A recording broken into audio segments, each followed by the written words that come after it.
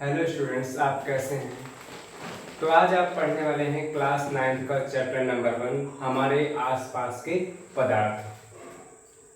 Date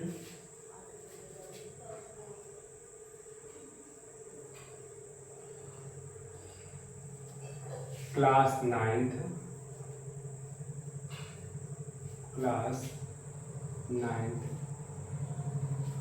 chapter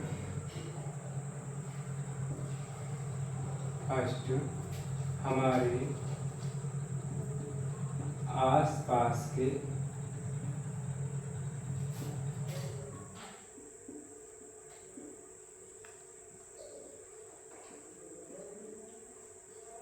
हमारे आसपास के पदार्थ। अंग्रेजी में कहते हैं मैटर इन आवर सराउंडिंग।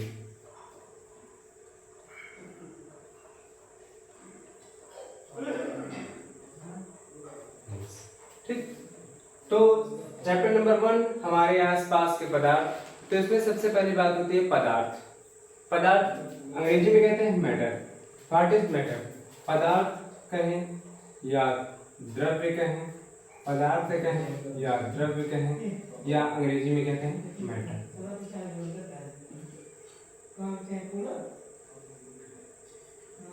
पदार्थ क्या होता है?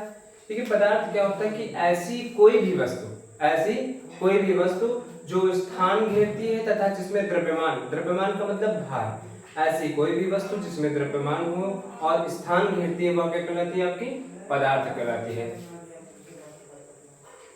मतलब कह सकते हैं वह वस्तु जिसमें द्रव्यमान होता है,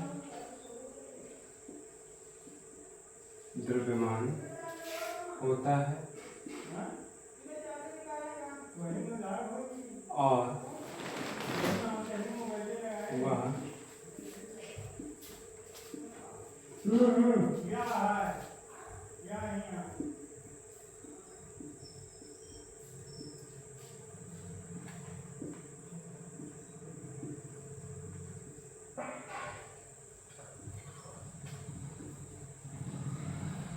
वह पदार्थ कहलाती है।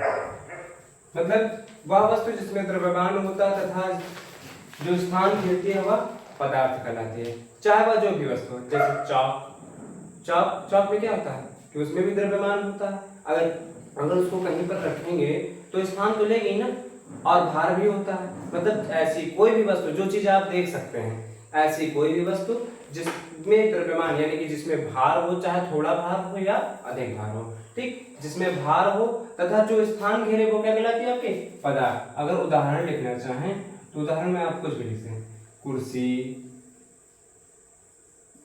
मेज, चाक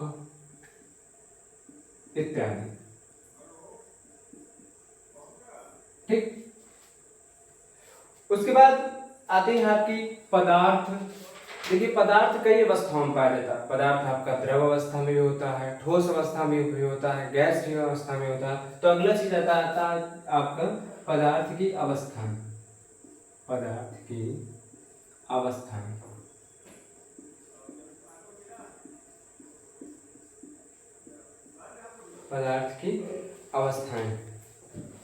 देखिए, पदार्थ की अवस्थाएं कितनी होती हैं? देखिए, मुख्य रूप से पदार्थ की अवस्थाएं 3 होती हैं।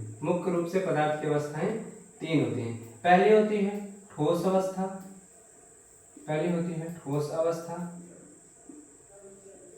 दूसरी होती है द्रव अवस्था,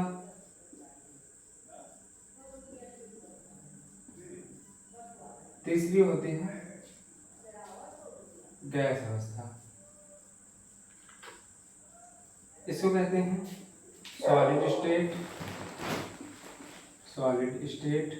कहते हैं हम सॉलिड स्टेट। द्रव अवस्था को लिक्विड स्टेट,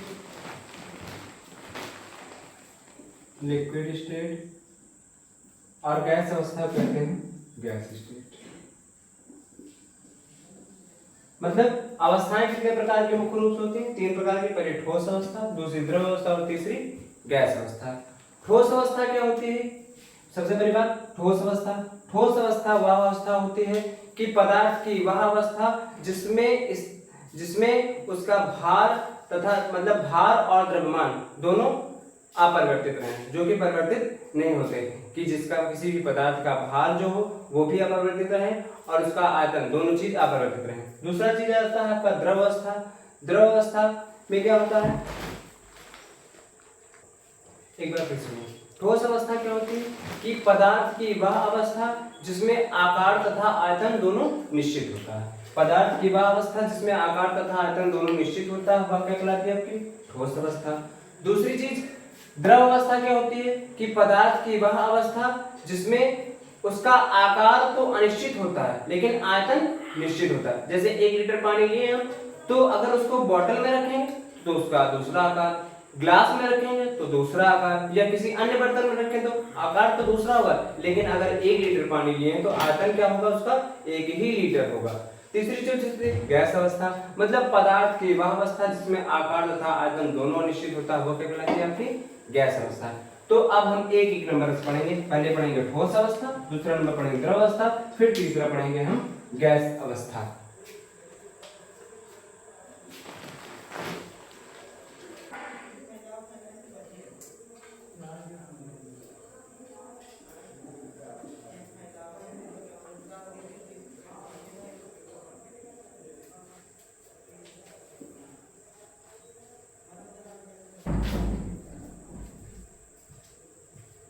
नंबर 1 ठोस अवस्था। हमने क्या बताया कि आपको कि वह पदार्थ की वह अवस्था जिसमें आकार तथा आयतन दोनों निश्चित होता है। तो लिखेंगे पदार्थ की वह अवस्था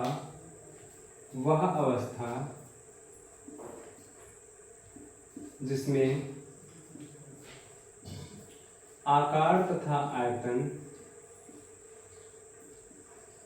आकार तथा आयतन दोनों निश्चित होता है।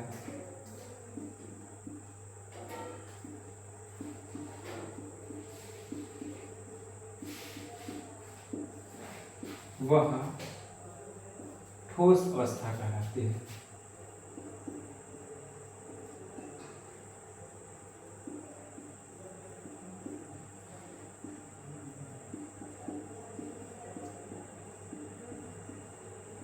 ठीक, उदाहरण जैसे ये हमने मार्कर ले रखा ना, मार्कर का अगर देखें तो आकार भी निश्चित है, जितना है ना इसको हम बढ़ा सकते हैं ना घटा सकते हैं, और आयतन दोनों निश्चित। अगर जिसको अगर रखेंगे तो उतना ही स्थान लेगा, लेकिन कम ज्यादा इसको नहीं कर सकते। तो उदाहरण ले रहे हैं हम, जैसे आपका मेज। दूसरा चीज जैसे ईंट। तीसरा चीज बुक। मतलब इसका आकार तथा आयतन दोनों के सब क्या होते हैं निश्चित होते हैं। दूसरा नंबर आता है आपका द्रव अवस्था। द्रव अवस्था जिसको क्या कहते हैं हम लिक्विड स्टेट।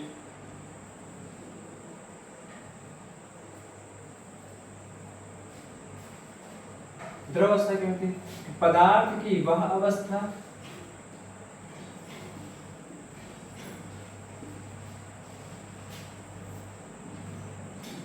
जिसमें आकार अनिश्चित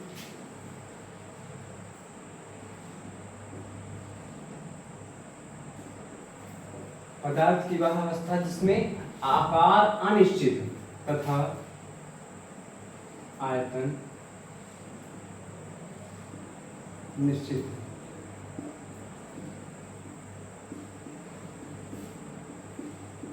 वह द्रव अवस्था।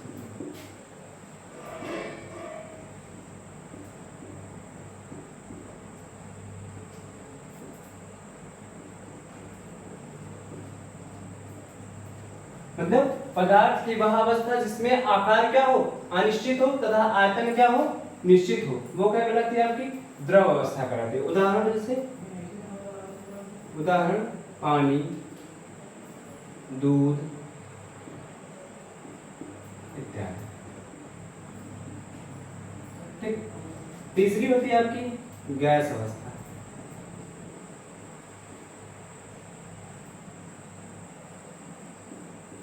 जिसको कहते हैं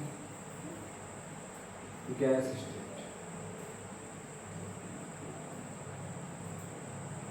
गैस अवस्था क्या होती है?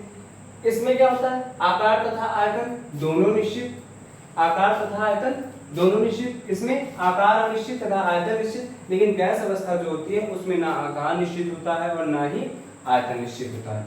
पदार्थ की वह अवस्था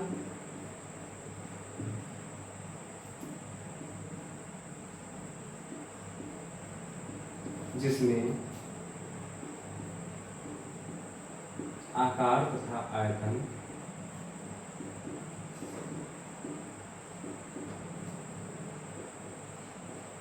दोनों अनिश्चित होते हैं।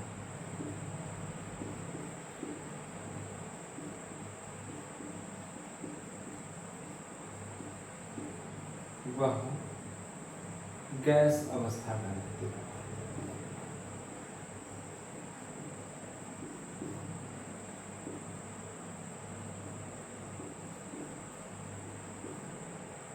उदाहरण उदाहरण कोई भी गैस जैसे ऑक्सीजन, कार्बन डाइऑक्साइड इत्यादि। इतनी बातें आपको समझ गए। सबसे पहले हमने बताया आपको ठोस अवस्था। ठोस अवस्था क्या होती है? पदार्थ की वह अवस्था जिसमें आकार तथा आयतन दोनों निश्चित हों। द्रव अवस्था जिसमें आकार अनिश्चित तथा आयतन निश्चित हों। तीसरी आपकी गैस अवस्था जिसमें आकार तथा आयतन दोनों क्या हों? अनिश्चित हों। वह क्या होती है? आपकी गैस अवस्था होती है। ठीक। देखिए आपने पदार्थ की 3 अवस्थाएं पढ़ी, लेकिन पदार्थ की 2 अवस्थाएं और होती हैं, लेकिन क्या वो इंपॉर्टेंट क्यों नहीं? पदार्थ की 2 अन्य अवस्थाएं, पदार्थ की 2 अन्य अवस्थाएं, अन्य अवस्थाएं।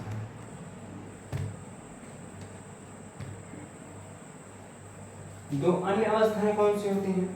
एक होती है आपकी पहली प्लाज्मा अवस्था। प्लाज्मा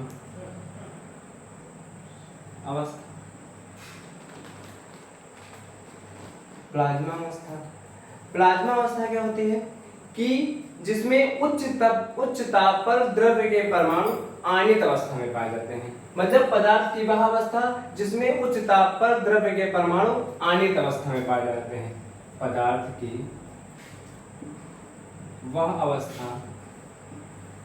वह अवस्था जिसमें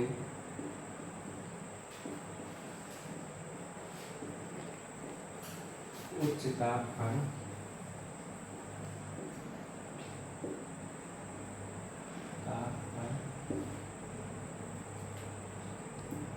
द्रव्य के परमाणु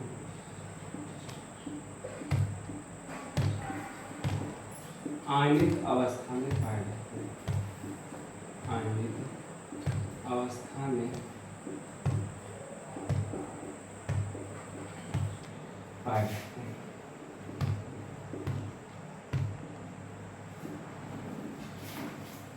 प्लाज्मा अवस्था क्या होती है? कि पदार्थ की वह अवस्था जिसमें उच्च ताप पर द्रव्य के परमाणु आयनित अवस्था में पाए जाते हैं, वो आपकी क्या कहलाती है? वो आपकी होती है प्लाज्मा अवस्था। प्लाज्मा अवस्था की एक और इसकी प्रॉपर्टी होती है कि यह विद्युत की सुचालक होती है। विद्युत की सुचालक।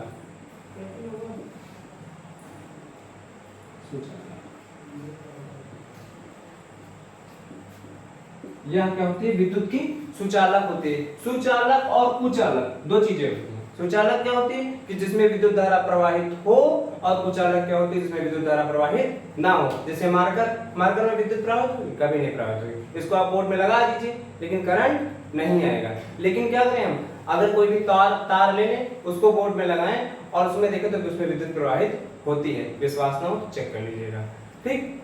दूसरी चीज होती है आपकी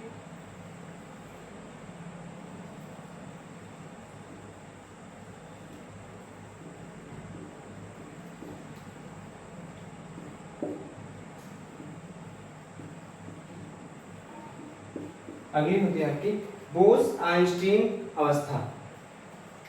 मतलब ये क्या होती है? बोस-आइंस्टीन अवस्था, प्लाज्मा अवस्था तो आप पढ़े ना, पदार्थ की वह अवस्था जिसमें उच्च ताप पर द्रव के परमाणु आणित अवस्था में वो विद्युत के सुचालक होती है। ठीक, इसका उदाहरण भी होता है, उदाहरण जैसे आपका नियान, उदाहरण जैसे आप नियान। नियान गैस कहाँ पाई जाती है? नियान गैस बल्ब में पाई जाती है। ठीक, बल्ब के अंदर पाई जाती है। ठीक, अगली होती है आपकी बोस-आइंस्टीन अवस्था। मतलब ये क्या होती है कि द्रव्य की वह अवस्था, द्रव्य का मतलब पदार्थ ही होता है, द्रव्य या पदार्थ कुछ भी कहिए, द्रव्य की वह अवस्था,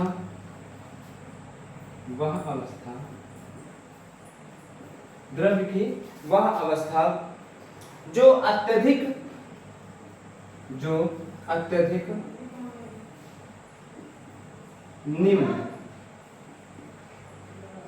निम्न ताप पर प्राप्त होती है।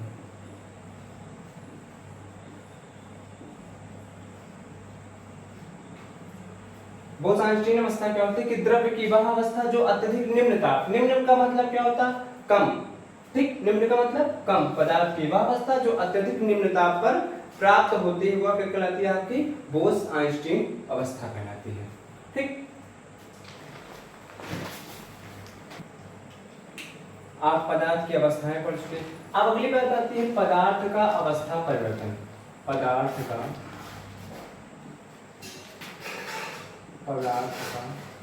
अवस्था परिवर्तन, अवस्था परिवर्तन।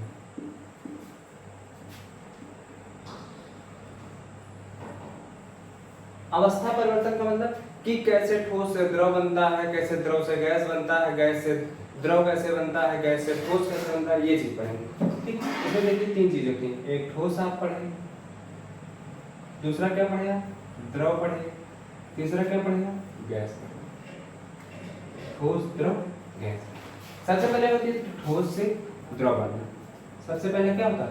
ठोस से द्रव बनना। ठोस से द्रव बनना क्या होता है कि जब किसी चीज को हम गर्म करेंगे, जब किसी ठोस पदार्थ को गर्म करेंगे तभी द्रव बन सकता है। जैसे बर्फ क्या करते हैं? गर्म करते हैं तो द्रव बनता है। तो इसको, इस क्रिया को हम कहते हैं द्रवीकरण। क्या कहते हैं? द्रवीकरण। ये कब होता है? जब किसी चीज को हम क्या करते हैं? गर्म करते हैं। जब हम किसी ठोस को गर्म करते हैं तो क्या बनता है? आपका द्रव बनता है। इस क्रिया को क्या कहते हैं? हम द्रवीकरण कहते हैं। ठीक,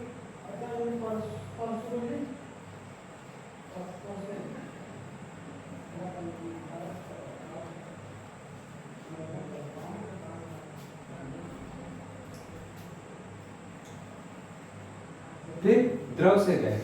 पहले ठोस से द्रव बनता है, फिर द्रव से क्या बनता है? गैस बनता है। फिर देखिए, जब ठोस को क्या करते हैं? हम गर्म करेंगे तो द्रव, और द्रव को जब गर्म करेंगे तो गैस।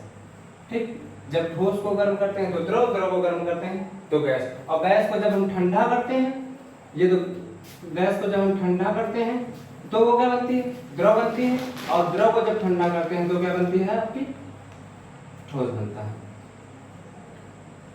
ठीक, ठोस को जब गर्म करेंगे तो द्रव, द्रव को गर्म करेंगे तो गैस, और गैस को जब ठंडा करेंगे तो द्रव, और द्रव को ठंडा करेंगे तो ठोस। ठीक, तो देखिए सबसे पहले इसमें बात आती है आपकी, इसमें अवस्था परिवर्तन में नंबर 1 हेडिंग होती है आपकी गलन एवं गलनांक।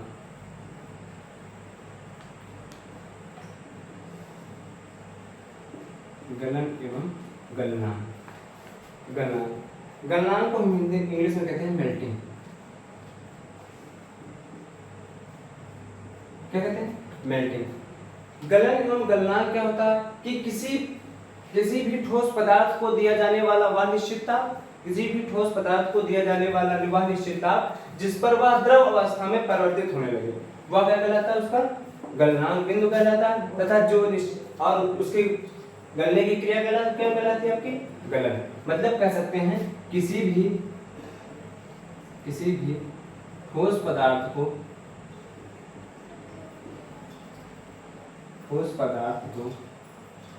दिया जाने वाला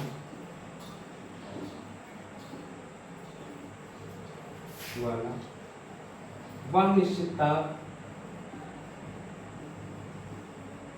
वह निश्चित ताप जिस पर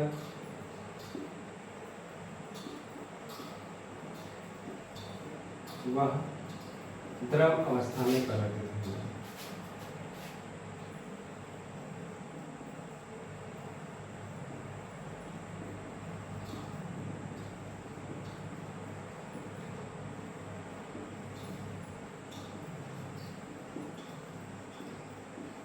वह उसका गलनांक बिंदु है।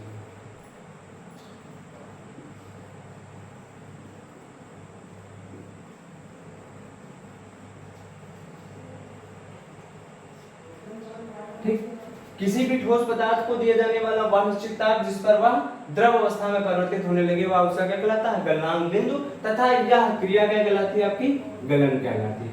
ठीक, जब किसी ठोस पदार्थ है, मान लीजिए बर्फ को एक निश्चित टेम्परेचर देते हैं तभी वो पिघलती है। ठीक, तो किसी भी ठोस पदार्थ को दिया जाने वाला वह निश्चित ताप जिस पर वह द्रव अवस्था में परिवर्तित होने लगे वह उसका क्या कहलाता है? गलनांक बिंदु। तथा इस क्रिया को क्या कहते हैं? गलन कहते हैं। दूसरी चीज आती है आपकी हिमीकरण या हिमांक। हिमीकरण या हिमांक।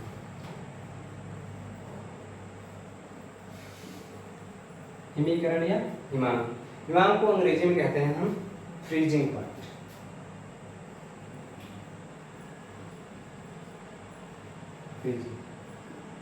देखिए फ्रीजिंग मतलब फ्रिज में क्या करते हैं? आपको किसी चीज को ठंडा करने के लिए लगाते हैं। फ्रिज का मतलब क्या होता है? ठंडा करना। फ्रिज में कोई गर्म थोड़ी करता है, ठंडा करने के लिए। ठीक, तो हिमीकरण क्या होता है? किसी भी द्रव पदार्थ, किसी भी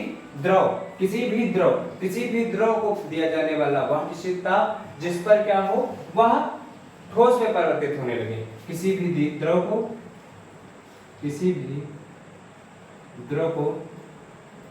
दिया जाने वाला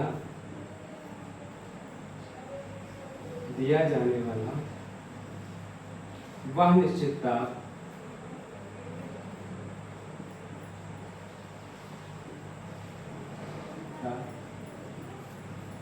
जिस पर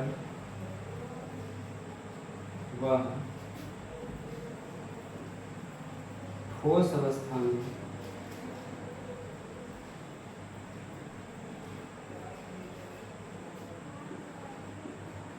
परिवर्तित होने लगे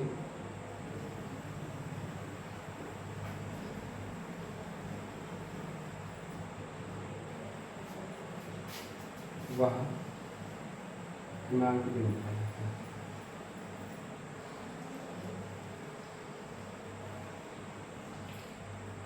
हिमांक बिंदु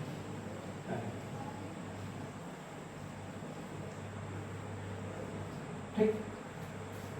हिमीकरण एवं हिमांक क्या कहलाता है? किसी भी द्रव को दिया जाने वाला वह निश्चित ताप जिस पर वह ठोस अवस्था में परिवर्तित होने लगे वह क्या कहलाता है? हिमांक बिंदु। जैसे पानी का जमना मतलब पानी क्या होता है? पहले लिक्विड फॉर्म यानी कि द्रव अवस्था में होता है, वो जमता है क्या होता है? ठोस अवस्था यानी कि बर्फ में बदलता है। इसका उदाहरण गलन एवं गलनांक, मतलब जैसे बर्फ का पिघलना। बर्फ क्या होती है? पहले ठोस अवस्था में होती है, जब निश्चित टेम्परेचर देते हैं तो वह क्या होती है? वह क्या होती है? उसका मतलब वो पिघल कर क्या होती है? द्रव अवस्था में बदल जाती है। ठीक,